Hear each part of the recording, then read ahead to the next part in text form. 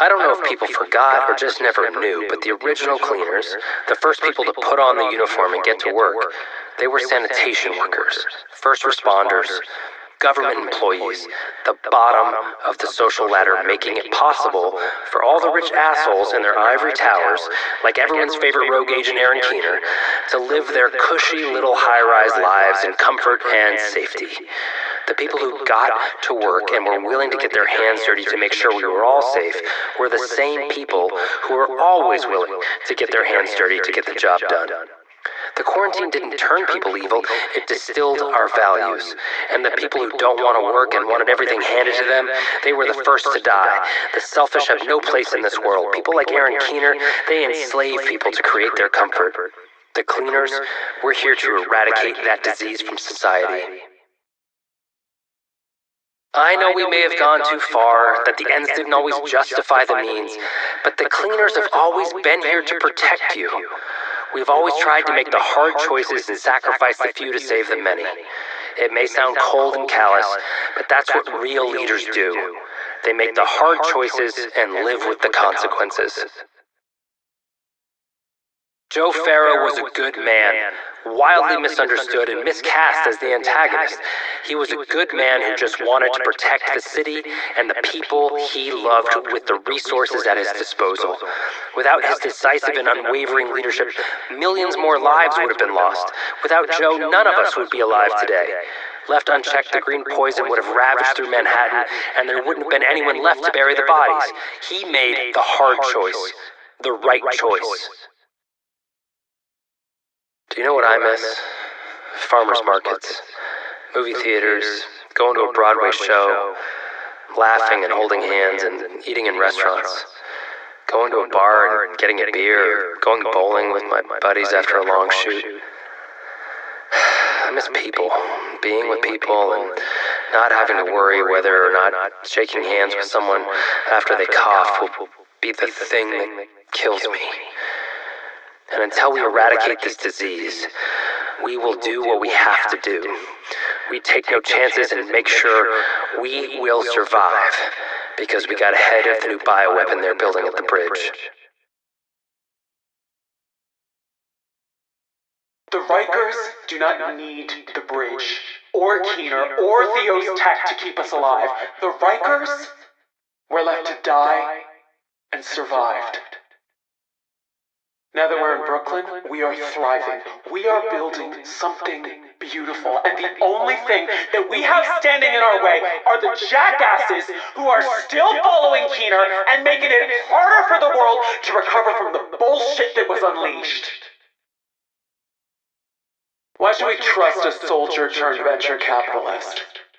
If the green poison did anything, it showed us how big of a pyramid scheme belief in the almighty dollar was.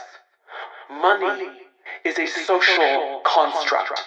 You give me money, I give you things. You know what we don't need in this new world order?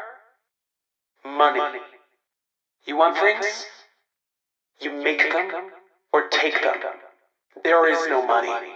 Sure, we can trade, but you still need something to trade, and without the tech, the bridge would collapse.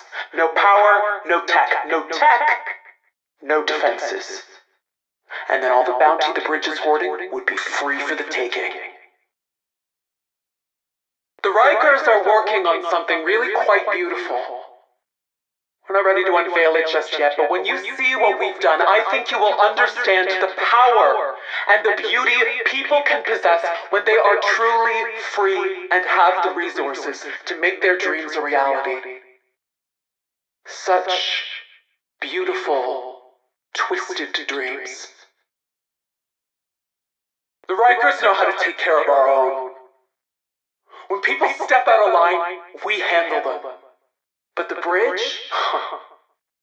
Oh, somebody steps out of line, go to therapy, hit some rocks with a sledgehammer until you feel better. Maybe you need a new job. Oh, have you tried painting your feelings? That bullshit, that's theater. Doesn't fix anyone's problems. We at a Riker step out of line? Attacked a family in the streets. Killed an innocent man and his daughter. You know how we handled him? I slit his throat, and I hung him from a bridge until the birds and rats took what was left of his useless body. If you're looking for a safe place to spend the night, or a community to join, we're here. We are the light in the darkness, and if you're ever in trouble, we will be there to offer a soft bed, a healthy meal, and a hot shower. As we get ready for winter and Sarah drops have ceased, I know it's easy to give in to the fear that we will be worse off this year than last. But it's not true. At the bridge, we've been growing food, foraging, hunting, and fishing. We've got enough food to get us through the winter and are saving seeds to plant next year. There is enough food to go around. There's no reason we should be fighting over water bottles and the last can of beans. As bad as things are right now, they are a hell of a lot better than they were 6 months ago. We have all lost people, and in our grief, people can do awful things to one another. We saw that last winter. People just fighting for power and control because they felt out of control. People in pain hurting one another because they didn't know what to do with all that energy.